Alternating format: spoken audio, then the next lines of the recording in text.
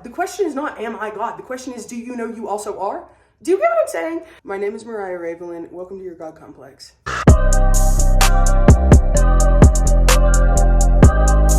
Now listen, I am fully aware that the term God complex has a negative connotation to it. That's what we're here to change. I really want to focus in this year in bringing some of my personal philosophies to the world and sharing them with you guys. And as an alchemist, I come across so many concepts that I think could be extremely useful if we weren't taught to fear them. And God concept for me is one of the greatest ones. When I originally got into my witchcraft practice, one of the biggest things that I notice in so many practices now that I'm a teacher is this fear of actually acclaiming full power over your own life. And there's a lot of reasons for this, but I feel like it really comes down to the most difficult part of taking like personal full power over your entire life is that you therefore also have to take full accountability for everything that has occurred in your life. And this can be a really difficult concept to kind of understand, a difficult concept to claim. But I really think that when we get into the construct of understanding that the only person, the only soul that is playing God in your life is your soul, the only being that has the time or energy to effectively change your life is the higher being that incarnated to be you. And I think that for me, this entire philosophy is really about reclaiming that understanding that God is not something that is separate from you. God is something that is you. You are a reflection of the original conscious that created everything. We are all therefore a fractal of this original God, divine consciousness. And I think that we have been so stripped away in our society from the understanding that we are powerful, we have power. And what I'm bringing this entire philosophy to you for is to kind of help you regain some of this empowerment, to help you understand and compartmentalize not only the ways that it has been taken from you, but also how you can take accountability for that and therefore transform your own life, how you can reclaim that power and integrate it in a very real way that will not only change you, but change everyone and everything around you as well. I think that power is something that has really intentionally been taken from us at almost every level in our current existence. And with this, I just want to bring a piece of my philosophy, something that I've really been working on for a really long time, and kind of bring it together for you with some psychology and some science, some spirituality, a lot of alchemy. And this entire thing is really based around these alchemical concepts, right? Of reclaiming, why is it wrong to know that you are God? You are God. The question is not, am I God? The question is, do you know you also are? Do you get what I'm saying? So I will be inserting in basically every place we hit the page that I'm reading off of. These are all personal notes. You are welcome to utilize these notes. You are welcome to use the information from these notes. These are all written by me, and I really think that it's going to kind of like ground the process. I know I'm like leaned off to the side. You're gonna have to forgive it. The sun is literally drowning me right now, okay? And I'm attempting my best weather magic with these clouds to kind of like, if I could just get them to cover it for like an hour and a half, we would be Gucci. Also, my name is Moriahdoesmagick. Welcome to your God complex. If you have never seen me before, I go by Moriahdoesmagick. I am a spiritualist, alchemist, and witchcraft practitioner of 10 years. I specialize in alchemy as well as the art of integration, as well as spellcrafting. Sorry, I had to put like a painting to like fix the sunlight from ruining my frame every time. For this series, I have created a spellbook, textbook, grimoire, whatever you want to call it. I don't really care. Every good class needs a good book. When you are learning anything from me, I only have 2 rules. I know that sounds crazy, but like they are rules. I'm a witch. And when you learn from me, you will follow these rules. Or you won't learn from me. That's it. That's how the universe works. That's how God complex works. So I have 2 rules when you're learning from me. The first one is that I don't want you to believe anything that I say just because I say it. I don't care how much you admire me, how smart you think I am, how much you like the way that I said it. I want you to take the things that I say and I want you to go and think about them on your own. I want you to go and form individual thought. I am here to provoke thought within you, right? I don't necessarily want you to agree with me so much as I want you to understand, resonate with these concepts. Ask yourself what you think about them. I want you to form a relationship with the world and with spiritual teachers in which you ask yourself primarily how you feel about the message, how you feel about what we're saying, right? And you're allowed to respond. This isn't a place where I need everyone to agree with me or believe me, where I think that these concepts fit everyone. These concepts changed my life. Do I believe that they can change a lot of other people's lives? Yes. Do I think that a lot of other people can grow through understanding them, comprehending them, making their own decisions? Also, yes. This course is about empowerment. This course, it's not a course. This philosophy is about empowerment. It is about being an individual. It is about living truly and authentically to yourself. It is about leading yourself, being a God to yourself, becoming the God you have always needed. And sometimes that means that you don't agree with everyone all the time. Sometimes that means that you hear philosophy and it's not for you. Sometimes that means that you come across a concept and you can understand it may work for someone else and not for you, right? This entire philosophy is about you understanding where you sit in the world and what your purpose is, right? The things that I believe and the things that I say, they're in alignment for Moriah. I don't need them to be in alignment for you.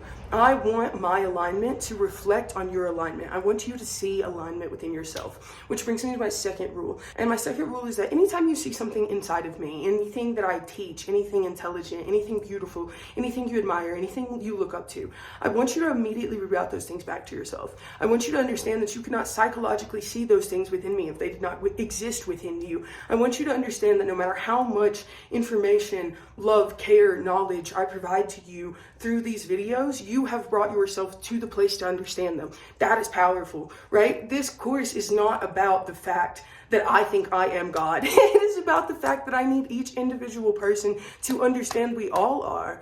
That is the reflection of life. That's the purpose of being here.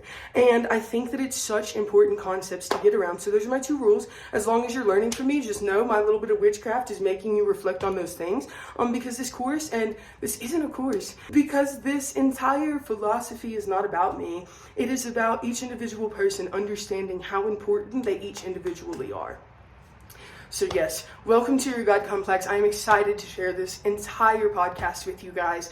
Again, my name is Moriahdoesmagick. Welcome. I hope you guys enjoy. I promise I'm going to get into real information in a second, but do you see this? Like, when I say I went off, okay, it did take a very long time.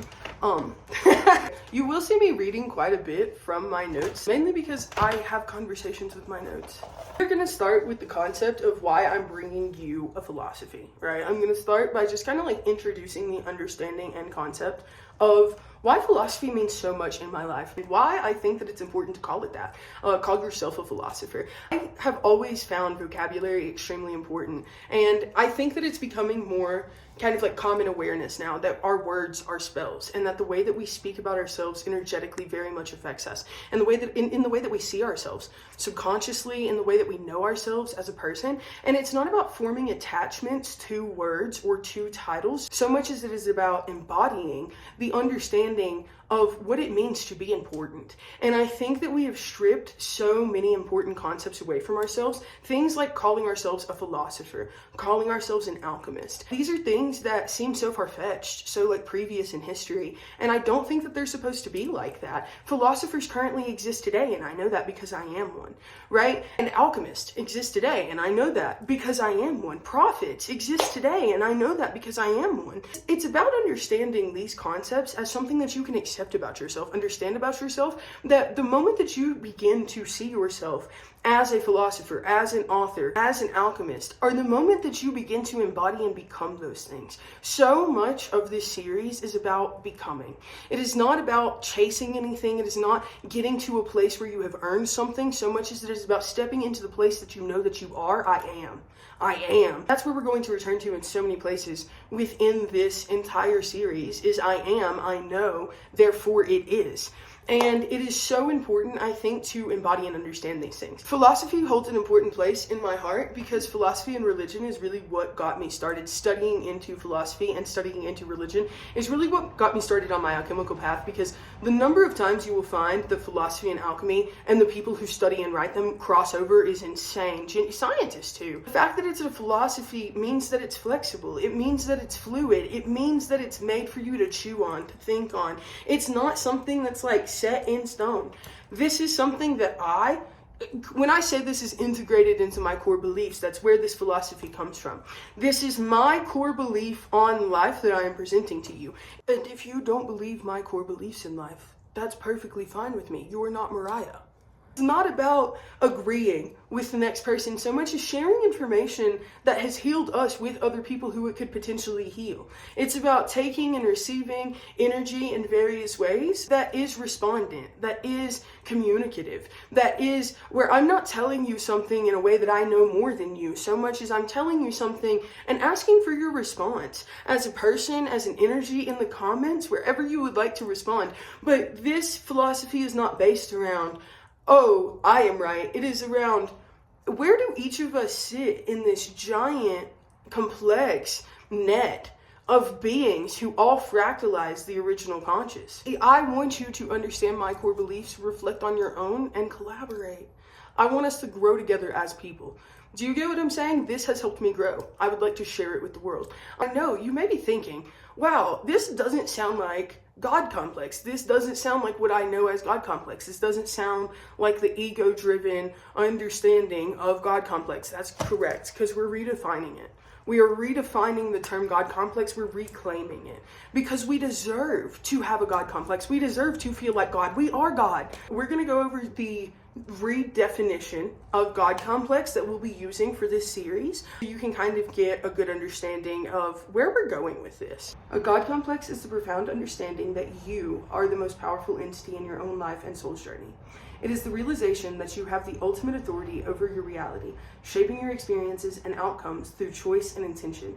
This concept empowers you to fully embrace personal accountability, acknowledging that you are both the creator and experiencer of your life. A true God complex is not about overestimating your power over others, but about fully accepting your power to control your own existence, free from external influences, while still recognizing the interconnectedness of all beings and energies. That is what we're working with. Like, are we all on the same page? Are we good there? That is like the main concept behind this entire series, right? That's the concept that we're working around in. I think I have scheduled 8, potentially 9. There is one that I have like in the back of my head that I'm like, I may throw that in there. 8 episodes currently in season 1. As we move into the series here, the very first thing that we start with is the philosophy of the God complex, right? Which is mastery of self-sovereignty. I start here with the understanding of what we have seen God complex to be, right? Which is like this disorder. It's like an ego-driven, very selfish kind of like concept. And as I stated, we're very much redefining that here. God shouldn't be defined, and hear me out, how weird is it that having a God complex, it really in definition states that God is some vengeful, ego-driven, like fear-mongering fucking mess, you know? And that's why I think that it's so important just in our own vocabulary and like belief system to kind of break down this concept of why we would see somebody having a God complex as a bad thing. Why is being like God, believing you are like God, a bad and harmful thing? That really goes back to our own belief system on what God is as a whole. So when we break down this understanding, I think that it's primarily about understanding our own personal view of what God is. If you see God as a punishing, just kind of like vengeful, wrathful being, then of course having a God complex is going to be a harmful thing to you mentally. But when you see God, when you see the universe, when you see conscious energy as a loving, caring, compassionate, energetic being who has love and acceptance and processing for all things, having a God complex immediately shifts in your mind, because you are not saying that you are better than anyone. You are saying you will act and treat every other person that you encounter as if they are also God. You treat other people as yourself. I think that it's important that we reclaim our relationship and understanding and vocabulary around God. And I think that the reason that we have such a harmful understanding of God is because it is you. Your soul deserves the most prayer, the most worship, the most devotion, the most inspiration, the most encouragement. You yourself are the most important soul that could possibly exist to you in this universe. And I think that the reason that people have such a hateful idea of God is because they have such a terrible relationship with themselves and with their own soul. It's a subconscious notation that they don't have a good relationship with God, because God is you. And I think that this kind of like differentiation or externalization of divinity outside of ourselves has become really, really harmful in the way that we not only communicate about life. So many people see this as like a prison, as like a hell. And this is why. No, God has come to save you because you won't stand up and act like it. You know God has come to your rescue because of that, because you are your rescue. And we've heard 1,000 times in our lives that no one's coming to save you, right? There is no savior coming to your rescue. That's because you're it. I think that it's really important to immediately start with reframing this concept. Why and how do you view God? And why do you view yourself as distant from it? What about your life, your conditioning, your training in your life has taught you that God was an external energy from who you are? What this philosophy does is it re-empowers you regardless of what disempowered you in the first place. This philosophy is based out of the understanding that regardless of what religion, regardless of what philosophy, regardless of what modality of healing that you have received or otherwise, right, that they all are based out of a semblance of personal power. And yes, in the society we have been taught and indoctrinated and kind of like trained to channel our energy and our power into other things, because power is one of the most fluent currencies, energetic currencies of our modern society. Power is. The gaining of power is a almost constant process in our current world, right? And there's a reason that we have been conditioned to continually give our personal power away. People are understanding that they have power. People know that there is power in prayer. People know that there is power in words. People read scripture for a reason. That is one of the most blatant forms of witchcraft I've ever seen in my entire life, right? Any form of personal empowerment, though, is taught to be fed into an external being, something separate from you. You feed this power, this worship, this devotion, this dedication to something separate from the self. And then we ask ourselves why we aren't feeling fed, why we aren't receiving answers. You're feeding the wrong thing, right? And this entire philosophy is about reclaiming, re-understanding, unconditioning yourself in the place that you have been put. And to be clear, this is not something that you can be taught. This is not something I'm teaching you. This is something I am attempting to help you remember. You came to this earth not to live under the power of anyone or anything else. You came to this planet to live under the divine authority and the divine authenticity of what you are meant to be on this planet, in this life. We are born onto a planet in which we forget all of our soul's memory. We then face multiple systems that attempt to strip us of our sacred knowing and replace it with shame, obedience, and limitation. From childhood, we are taught to place our faith outside of ourselves. We are taught to trust authority over intuition, dogma over discernment, and approval over authenticity. This conditioning is subtle, but suffocating. It tells you to be small, agreeable, and dependent. It teaches you that power is dangerous, that sovereignty is selfish, that to honor yourself is to rebel against something greater. In our world, personal alchemy is often even perceived as evil or demonic. The God complex begins where that conditioning ends. In these systems, divinity becomes externalized. Divinity is only assigned to gods, institutions, or spiritual hierarchies. In doing so, it disconnects you from the divine essence that has always lived within you. This is their intentional design. These systems benefit and thrive when you doubt your voice, silence your power, and question your worth. Your personal power is their greatest fear. It is a rebellion, but a sacred one. It is the refusal to keep handing your power to anyone or anything outside of yourself. It is the decision to look directly at the beliefs you've inherited, the fears you've internalized, and the ways you've betrayed yourself in exchange for safety, acceptance, or salvation. Stage is not comfortable. Personal alchemy rarely is, but it is necessary. To unravel conditioning is to disassemble false identities, strip down illusions, and meet yourself. You will no longer attach to the idea that they have created of who you should be, and you will come to know yourself as who you truly are. I think that it is so important for each person to re-understand this, re-remember how important you were when your soul was born onto this planet. And we live in this place of forgetfulness. We come to this planet to forget, but the purpose of forgetting is to remember. And your self-sovereignty and your personal power are not things that are meant to give away. They are not something to hand to other beings, other gods, other souls. They are something that is meant to live inside of you and be shared with every other being around you.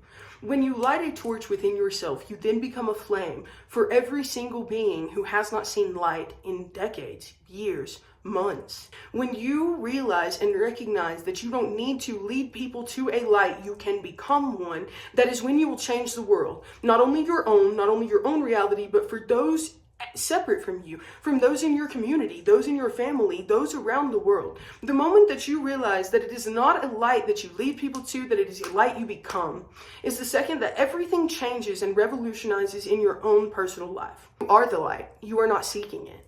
This is where you gain radical accountability, radical understanding of all of the lessons in your life, but where you also gain so much power within the control of your own life, of your own reality. Because when you can take accountability for what has happened in the past, you can also take control of what will occur in the future. And this is where you are able to shift that understanding of self that you have always been and will always be powerful.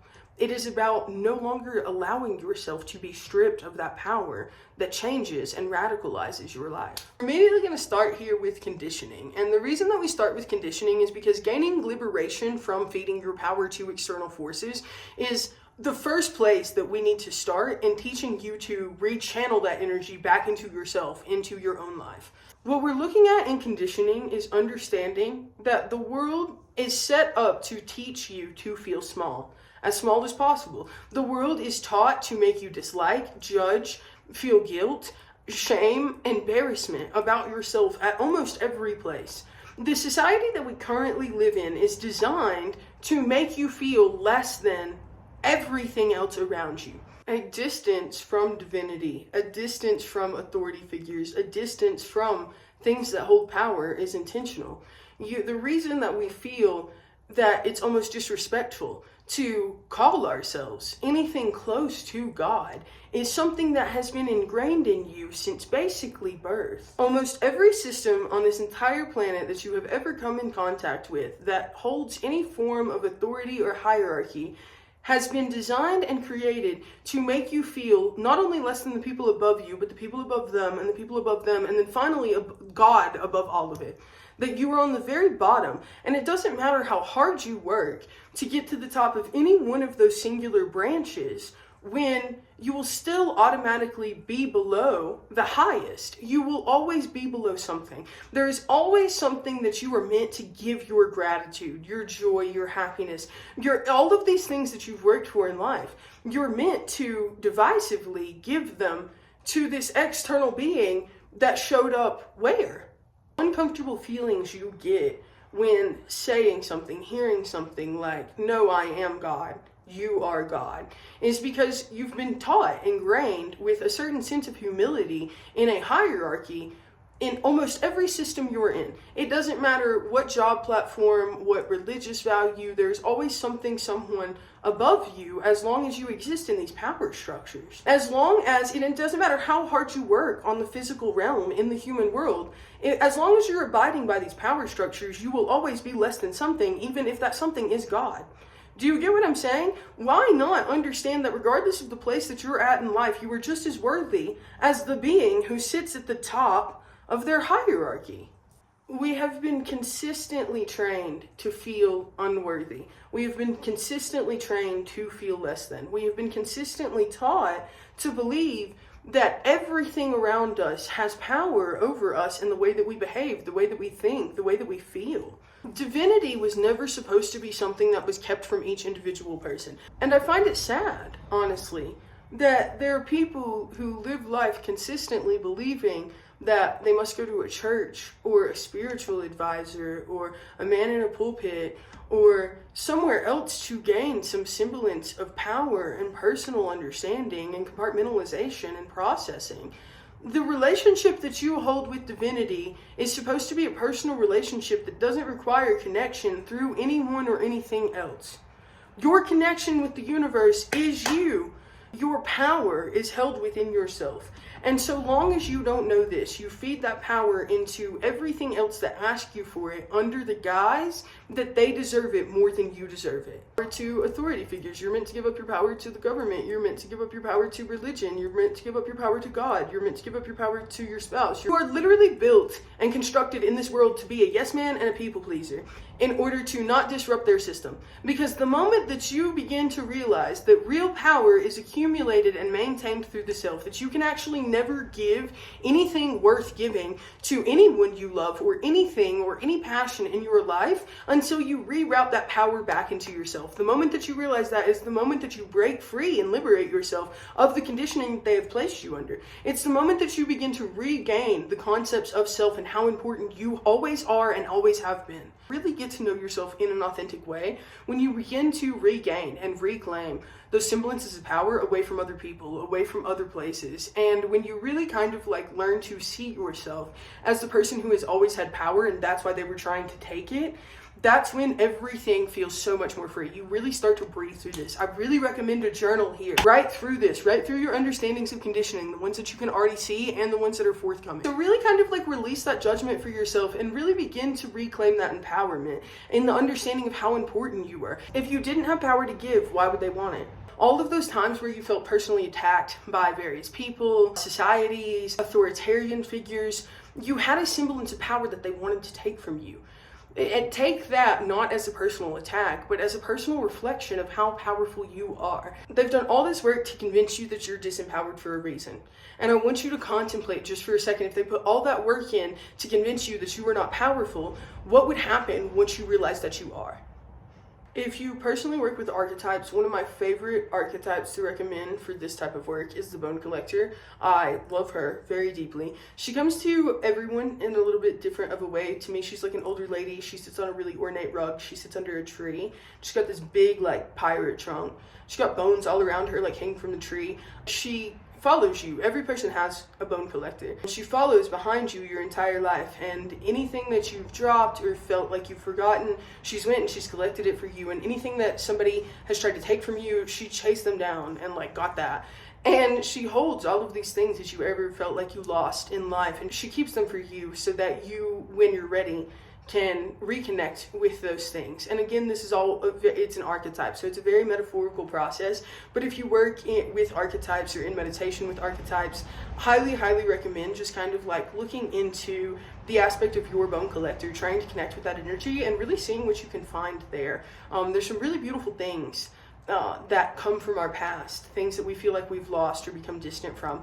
And I think that that's a really beautiful place to kind of reconnect with those things. Our next section is the offering. Radical liberation through self-remembrance. This goes back to what I told you earlier. I'm not teaching you anything, I'm helping you remember aspects of yourself, aspects of life, aspects of what you came here to create and live. God complex breaks your cycle of external dependency. You will live no longer seeking saviors, signs, or validations to confirm your worth or guide your steps. It reminds you that all direction, power, and wisdom already live within you. This is not something new, this is something ancient, something already yours. This can feel liberating when you've lived life bound by conditioning. It is the return of your freedom. Not freedom handed to you, but a freedom only you can reclaim. Radical liberation is not about escaping reality. It's about realizing you were the one creating it.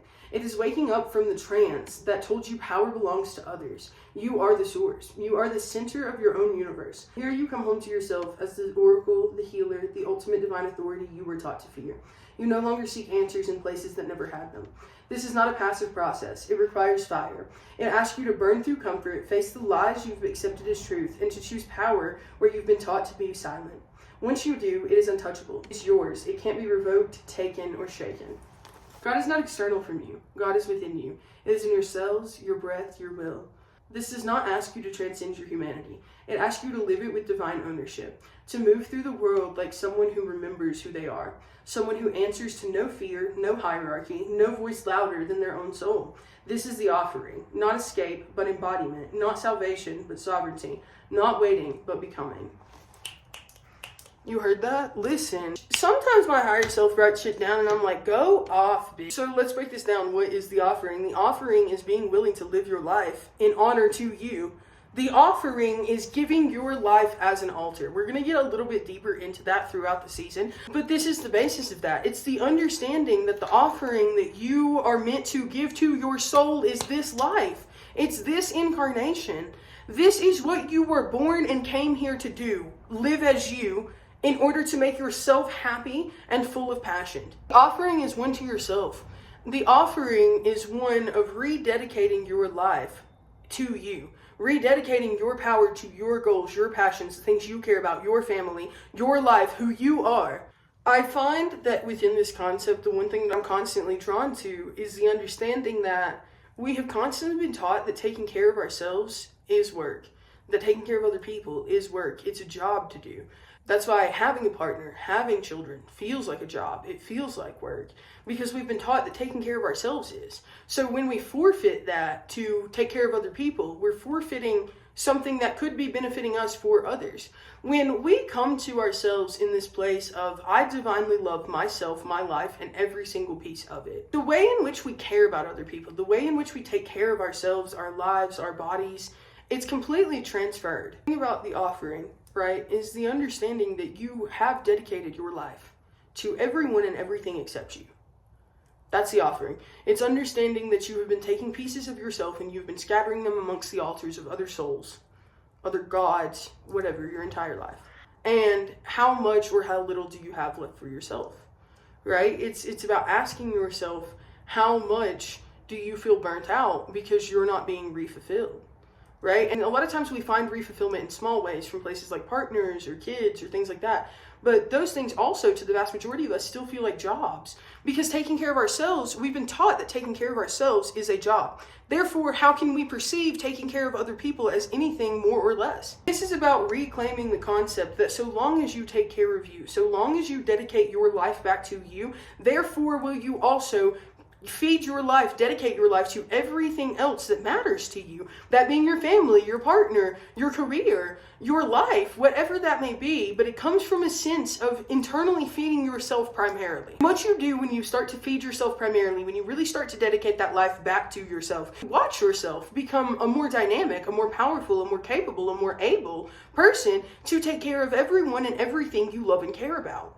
Because you're finally being fulfilled. And when you're pouring from a full cup instead of an empty one, you can stop giving drops out to everyone and start actually filling buckets up like you want to. But when we're looking at this place in our lives and we're going, I don't know how I have so little to give. You had so much to give. It's just that you're continually feeding 1,000 places that don't deserve your energy. This offering, right, it's about reclaiming that. It's about re-looking at your life and saying, this is mine. And if something in it doesn't satisfy me, if something in it doesn't fulfill me, if something in it doesn't make me happy, if something in it causes me sorrow, then it is my time to forfeit those things and focus on what matters, the things that I'm passionate about, right? This can be hard because this also means that you have to release things. It means that you have to let go of concepts. It means that you have to face ego death. It means that you have to let go of friendships that are no longer good for you. It may mean you need to leave your toxic boyfriend. You may need to leave your job because it no longer is in alignment for you. Maybe the city that you live in has been rejecting you for the last 6 months and you just wouldn't accept it, right? This is not an easy process because there is such a level of necessary release that comes in with dedicating your life back to you. But that release is immediately followed by things that are more in alignment for you, things that are more fulfilling, things that are more satisfying, things that are overall made for you in a completely new and aligned way. Offering is not about building an altar to yourself. It's about understanding that you have been building altars to all kinds of things that you don't actually give a fuck about. Honestly, it's about realizing that you have been building and placing offerings to various things that have not been feeding you, have not been helping you, have not been beneficial to you. And it's about you taking that energy back and going, well, if I give it to me, I know I'll do beautiful things with it. I know if I have that piece of energy back, then I'll have the time and the capacity to do that one thing that I've been wanting to do for a year. Like, actually, you know what? I do realize that I've been worshiping a God that doesn't help me at all. I'm going to take all of that worship and I'm going to feed it back into the worship of my own life and see what happens to my house, to my environment, to my career, to all of the things I care about, the relationship that I hold with every person around me. When you start reclaiming that energy, you're going to look around and you're going to be like, damn, that weird witch lady on the internet was right. That's all I'm saying. This section is called From Powerless to Divine, Healing the Wound of Disempowerment. Disempowerment is a wound woven into the human story. It begins when we are told that our own power is dangerous, unreliable, non-existent, or evil. We often learn this through things like religion, culture, family, or fear. They tell us we must earn love, that we must be small to be safe, that we must be obedient to be worthy. The God complex brings this illusion to its knees. It does not coddle the part of you that's been made to believe that you are weak or a victim. It awakens the part of you that knows you are neither. You were never too much. You were never unworthy. You were never meant to be powerless. This healing isn't just intellectual, it's energetic. You begin to remember the places you gave your power away. The moments you silenced your truth, chose safety over sovereignty, performed instead of embodied. This remembrance comes reclamation. Power is not given, it's remembered. The God complex heals by restoring you to your throne, not when built on superiority or ego, but when carved from authenticity, self-trust, and spiritual command. You stop waiting for others to see your worth, because you know it. You stop asking for permission to exist fully because you already do. This is not an act of becoming. This is an act of returning. Returning to your essence. Returning to the truth that you were born powerful. And that no God, no system, or authority has the right to take that from you. You were never powerless. You were only persuaded to forget your own power. Healing is not becoming more. It is unbecoming everything you were taught to be. And remembering who you have always been. When you reclaim your power, you don't become someone else. You finally become yourself again. This concept is the moment that I stopped praying for miracles and I started becoming one. This concept is the moment that I started to accept that if I wanted to see real healing, change, miracles, blessings occurring on this planet, that I was going to perform them myself. This concept is how I awakened. My entire understanding of the craft, of spellcrafting, of energetic alignment with the world, of energetic control, manipulation, not just of myself, but of the external world. And again, I return many times in this philosophy to the understanding that this philosophy is not about controlling the external world, controlling other people. I learned that through learning my fucking lessons with controlling the hell out of everyone and everything around me. Like me in life, I was never given any power. I, from a very young age, it was made clear to me by life that I could not control anything around me. And very harmful things and traumatic things were occurring throughout my childhood and adolescent life, and I had no control of them whatsoever. When I found craft, I was terrified of it. I was raised very deeply religious Southern Baptist, and I spent the first 2 years just studying in depth because I was so afraid of the entire concept of craft. But I had been studying in all of these arts of philosophy and alchemy, and witchcraft just kept popping up just everywhere. And for the first 2 years of my 10 years in practice, I was in study. I did not touch energy work. I did not utilize control over other things. But the second that I did, I was 2 years into my practice, and the second that I touched energy work, when I say it was beyond being convinced that witchcraft was real. The amount of power that I saw within myself, in my reality, in my hands through spellcrafting was very real to me. It was a power I had never had before. But when I really kind of understood the type of power that existed there, and it wasn't that I was sourcing through anything else. It was the first time in my life that I saw power, I saw change, I saw real things occurring, not because I was asking for them, but because I told the universe what the fuck to do. Revolutionary, genuinely revolutionary. I was like, what do you mean? I said, if I wanted to see change, if I wanted to see blessings, if I wanted to see grace, if I wanted to see mercy, if I wanted to see healing in the world, that I was going to become those things. Because I'd spent a lot of my life praying for various miracles, various types, only to feel very unheard. But the moment that I began to realize that it wasn't even realized. The moment that I decided that I was going to create them is the moment that they started occurring all around me all the time. I think that this moment for me was really, really great because miracles were something that I had always externalized. That moment for me, it felt almost ignorant. I had been constantly reaching out to something out there, hoping it was there, even though it had never spoken to me. This concept was genuinely what created so many aspects of me that now heal others. This concept is what created the healer in me, the divinatory in me, the channel in me, the spellcrafter in me. This concept is really what awakened so many things about me, where I realized that I was asking something out there in prayer or begging or whatever it may be to provide me or the world or people I cared about help, with assistance, with guidance, with healing, with all of these things. And this concept is really what made me wake up to the realization that if you need a God, bitch, act like one. If you need a healer, then heal. If you need somebody to perform a miracle, become a person who knows how to perform miracles. When I started casting spells and I started seeing real power, real changes, very real, undeniable things occurring, not because I was praying for them, but because I was creating the change in the world, it changed my life. And from that moment, the moment that I realized that I had real power that could actually affect reality, I have begun to act that way in every other place in my life. If a person tells me that they are hurting, I will fix it. If a person tells me that they really need help with something, I can cast a spell. I have yet to, in the last several years, I've been doing this professionally for 5 years, I have yet to run into a problem that I cannot solve. Because one day I recognized that I am God if I fucking want to be. And the only problem with other people not being God is that they don't want to be yet, or they don't know how to be yet. Like the moment that I recognized that I have more power than the vast majority of things I could pray to, and I know that because I'm incarnated here, and they're not. Except now that I would reach out to something else in the universe to change something in my physical reality is the dumbest thing I've ever fucking heard. Why would I do that? Why would I believe that something out there in the universe has more control over my current existence than I do? When I reflect on it, it seems so foreign, so very weirdly conceptual to me. That at some point, I actually believed that some other semblance of power had more control and influence over my life than my personal soul would. And it makes me really sad to think about that because my soul means so much to me. She has provided me every single thing I have ever received in this life. When it comes to the cards that people are handed in life, when I say mine was rough, mine was rough. It was really, really dark.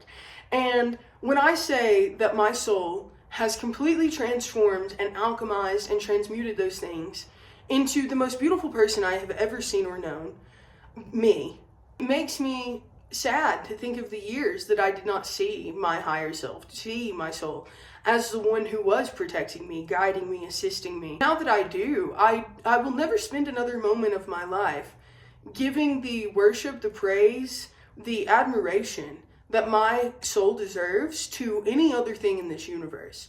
Because I sat many nights in very deep, traumatic situations, growing up as a child, completely innocent, begging for any semblance of God to come and save me, to come and rescue, to provide protection. And none ever showed. The one being who has consistently been there for me and for you throughout your entire life, through every moment, there is not a single other soul, a single other being in the entire universe who has experienced every single moment of this incarnation with you besides your soul.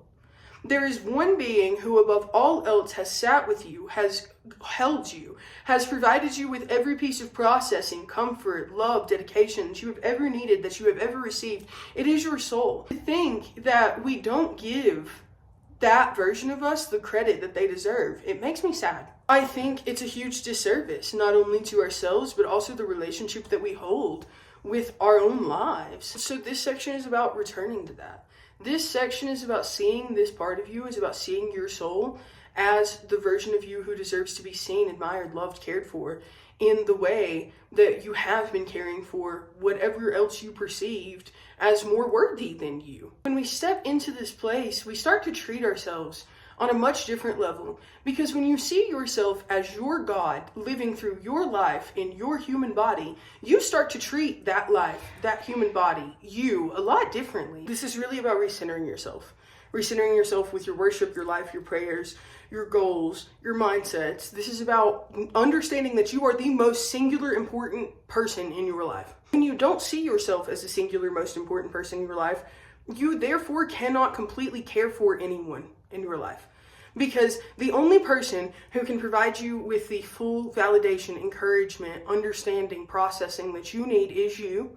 There is no partner, there's no therapist, there's not a combination of people who can provide that to you. And until you reroute your understanding, your mindset back into who you are as a person and you being the most important person within it, that is the only point where you can completely provide genuine and authentic care, love, and compassion to those around you.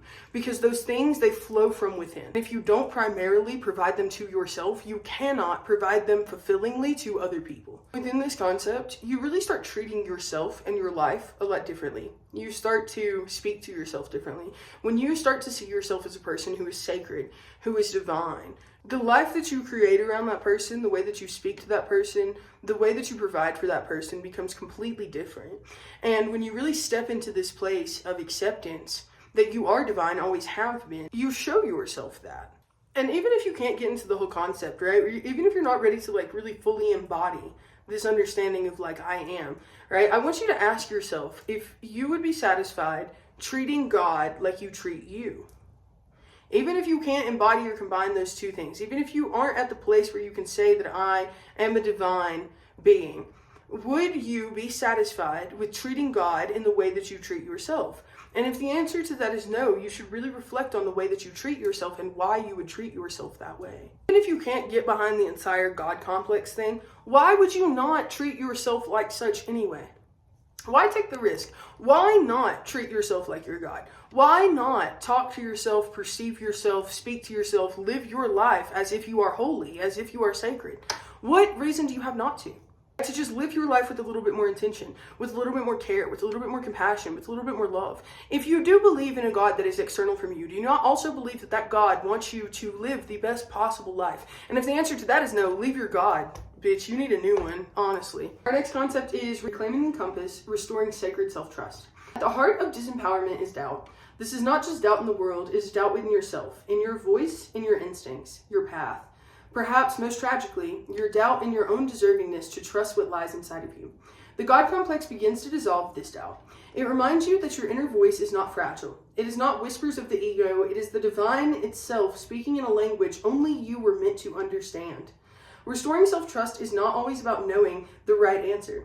It's about knowing that even if you fall, you are always safe with yourself. You are the home you can always return to, with understanding, grace, and ownership. For so long, you have been taught to override your knowing in order to survive, to prioritize harmony over truth, logic over intuition. The God complex heals this rupture. It guides you back to your own inner compass, the one that always points you home. Self-trust is sacred. It is the foundation of divine embodiment. When you trust yourself, you don't need to control everything. You simply lead yourself through anything. You become a safe space for your own growth, a witness to your own magic, a devotee to your own becoming. This is where you recenter yourself as the source of your own life. Not the center of the universe in arrogance, but the center of your universe in truth. When you bring awareness back home to your own body, your own voice, your own knowing, you realign with power that doesn't come from control. It comes from clarity. From this center, decisions become sacred, presence becomes potent, and you no longer live at the mercy of anyone else's perception. This is the rebirth. Not a louder voice, but a deeper voice. Not more answers, but clearer resonance. You no longer outsource your truth, you become it. I love this concept no matter what you believe in. All right, whether you're a spiritualist, religious, any of those things. I think this concept is so important. I think that even within spirituality, I see so often people still seeking external validation through divination, through other people, through communities, before they take action within their own lives, right? And I do think that there's a healthy level of checking in with people, of checking in with divination. But I also think that we have forgotten in so many ways that things like tarot and pendulums and charms, those things are meant to build a bridge for us to communicate with our higher selves effectively. They're called tools for a reading. They're called medium tools for a reason, right? They're meant to medium you. They're meant to be a medium in between two things. But the ultimate goal is to connect you to the divine directly. This is where a relationship with your higher self becomes very, very important. Because the vast majority of your life, you're not going to have a medium tool there to communicate with, right? The vast majority of things that you genuinely need communication with the universe for are going to be instantaneous. There are going to be things that you speak, things you know, things you understand, things that come through you, things you channel. And when you do not have a connection with your higher self, those things become externalized again. You are either gaining that information through another being, another entity, another God, and therefore neglecting your higher self, which is never going to go well for you. Or you're taking dependency on like grounded physical items, things like charms, things like tarot, things like pendulums, rather than building an actual relationship and communication system with your higher self. Those things are tools in order to help you build that relationship. They are not supposed to be your end all be all, right? Those things are meant to connect you with a voice, a silent voice in the back of your head that at first you cannot hear, and begin to hear through those tools, right? The relationship and the communication that you hold with your higher self is the primary force of understanding that you will have in your life. It is the necessary understanding for living in this incarnation. This relationship can only be formed through effort. It has to be built through, I'll tell you what, I'll tell you this right now. Nothing has ever frustrated me more in the entire understanding of the spiritual community than seeing all of these people who have altars to all of these other gods and not a single one to their higher selves. You want to talk about frustrated. Every single deity they can find except their higher self will literally have houses and houses and rooms full of fucking altars to everyone except them. And then want to explain to me how deep their connection to the universe is. How? How? When you're not in touch with the primary focus of your incarnation, what are they telling you if they're not telling you to go talk to the one that you're supposed to be talking to basically 24/7? Because how are you expecting other gods to control your life, help your life, assist your life, guide your life, instead of you? Do you get what I'm saying? You don't think they have jobs? You don't think they have anything better to do? Or you could just talk to like the one soul who's actively in charge of your life all the time. You know what I'm saying? Hello? Disintegration is where your higher self starts speaking through you.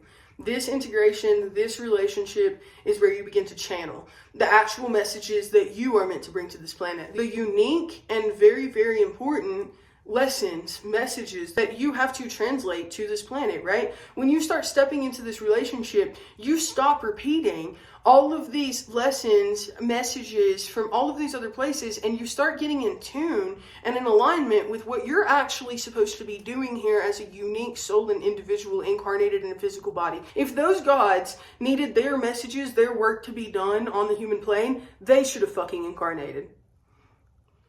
Do you get what I'm saying? This shit's not easy. I'll tell you what. I'm not fucking coming and living a life for a whole other fucking god. You got me fucked up.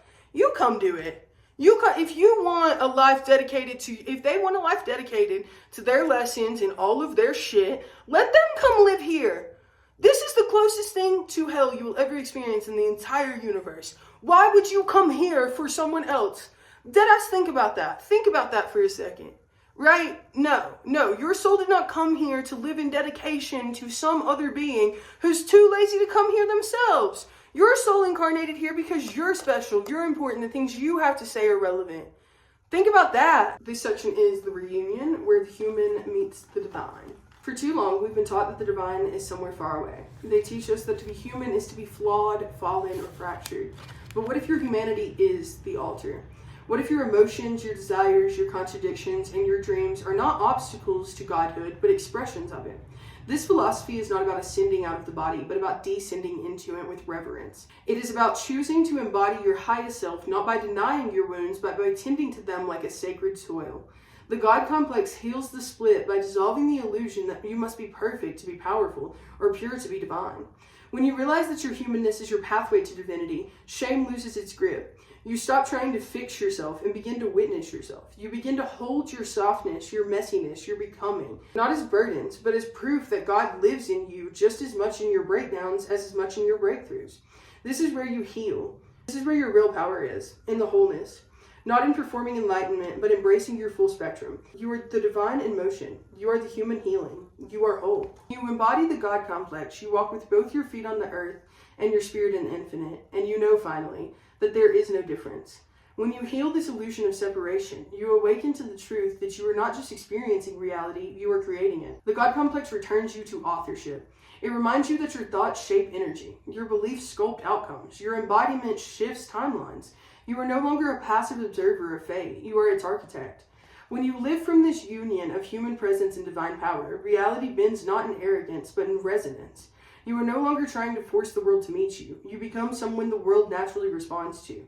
This is the integration. The moment you stop searching for divinity outside of yourself and begin to embody it in every breath, every boundary, every choice, you no longer need to prove your power because it simply is. You laugh with it, cry with it, rest with it. You allow your divine nature to be lived through the full spectrum of your human experience. The God complex does not elevate you above life. It roots you deeply within it, where your presence becomes prayer and your existence is proof of the divine. Okay, let's talk about it. This is probably one of my favorite concepts ever in life. It's the understanding that God does not mean perfection. Have you ever read a story of any God in any place that is perfect? There's never not one. To be human is to be godlike. To experience emotion is to be godlike. To fuck up is to be godlike. To make mistakes is godlyhood. Addiction, suffering, depression, those are all expressions of the divine. The entire point of existence is conscious energy trying to experience itself in all possible ways. You are one fractal, one tiny fractal. You are one fractal of that entire experience. Every single thing you do is divine. Every feeling, every piece of your emotional capacity, every single thing that you experience is God. And the reason that they fill us with so much shame, with so much embarrassment, so much self-hatred, so much judgment, is so that we constantly feel unworthy of understanding that that is godlyhood. That this experience, this life is sacred. The fact that you are here is a miracle. The fact that you, out of all of the souls in the entire universe, are sitting here right now in this life breathing within itself is such an honor. It genuinely is, and it tells you how important you are. We are in one of the deepest, most profound times of ascension of any other planet in the entire universe, and you sit here in a body. Do you know what that tells me? It tells me that your soul is more than important, that your soul is more than deserving. The things that your soul is meant to learn, understand, alchemize, process in this lifetime, it includes hardship. The balance of life is light and dark, right? Begin to understand that your darkness, the darkness you have received and the darkness you have put out, the darkness you have experienced, those things do not notate that you are separate from the divine. They do notate that you are an expression of godlyhood within itself, living and breathing in an incarnation. That's what it means. You cannot convince me that God does not exist in every cell of existence. Now, over the following weeks, we're going to break this down with science and psychology and understandings of vibration and geometry and all of these things. But what I want you to take away from this right now is the understanding that you are God simply because you exist, because you breathe, because God said you're God. I want you to primarily kind of like sit with yourself and really understand that you live and you breathe, you experience, you feel. Those things within themselves are divine expressions, and you deserve to know that. And I only ask that in the following week, between now and when I upload again, that you just begin to look at yourself, not as what separates you from the divine, but what embodies the divine within you. I want you to reflect on your own beauty. I want you to reflect on your own sacred moments. And if you can't find divine energy in your own life, I want you to ask yourself how you can bring more divine energy into your own life. I want you to begin by asking yourself, how can I make more sacred actions in my life this week? How can I act as a God to other people, to myself? How can I step up to a place where I am willing to embrace the fact that I am important, I am worthy, I am holy, I am sacred, right? I really want you to find these places in your life across the next week where you can begin to see yourself as the divine being that you have incarnated as. One last section we're going to get into it. This is the God complex as a living philosophy. The God complex is not a concept to be idolized. It is a truth to be embodied. It is not about becoming something new, but about remembering who you were before the world convinced you to forget. It is the reclamation of your power, your voice, your knowing, your divinity, without apology and without condition. This philosophy is not about bypassing the human experience, but about sanctifying it. It says you are not broken, you are becoming. It honors the shadows as teachers, the wounds as portals, and the body as the temple through which divinity is made real. It's not ego, it is essence. To walk with the God complex is to choose presence over perfection, power over performance, intuition over obedience. It is a sacred act of placing yourself at the center of your own existence, not to dominate, but to lead. Not to control others, but to command your own reality with grace, integrity, and deep spiritual accountability. This work is not for the faint of heart. It is a path of fire and remembrance. But for those who choose it, the reward is not just empowerment, it is liberation. It is wholeness. It is a life that finally feels like yours. This is not a belief system, it is a becoming. It is a mirror, it is a homecoming. Returning to yourself is where you begin. That is the conclusion to section 1. That is your introduction to the God complex. We will be going across this philosophy, across, like I said, the next 8 or 9 episodes, and just kind of like breaking down what this philosophy represents, how we can understand it, how we can conceptualize it. When we move more into season 2, it's going to be more of a discussion on the actual integration and understanding of this kind of like complex. I hope you guys enjoyed this introduction. I am so genuinely honored and grateful to be bringing you this philosophy, to be bringing you this work, to just be sharing these concepts with you guys. They are quite literally my life's work in words and in pages and in lessons, and I appreciate you allowing me to share them with you. And that's it for our week 1. I love you guys very much. I will see you guys at the same time next week. I hope you guys all enjoy the end of your Aries season, the beginning of your Taurus season. I love you guys very much. I will see you guys all very soon. I hope you guys are all as excited as I am. Please feel free to leave your ideas, your thoughts, your encompassments, your embodiments from this session down below in the comment section. I would love to read them. I hope you guys all have a beautiful week. Again, my name is Moriahdoesmagick. You can find me at Moriahdoesmagick on all social platforms. I love you guys very much, and I will talk to you guys all next week.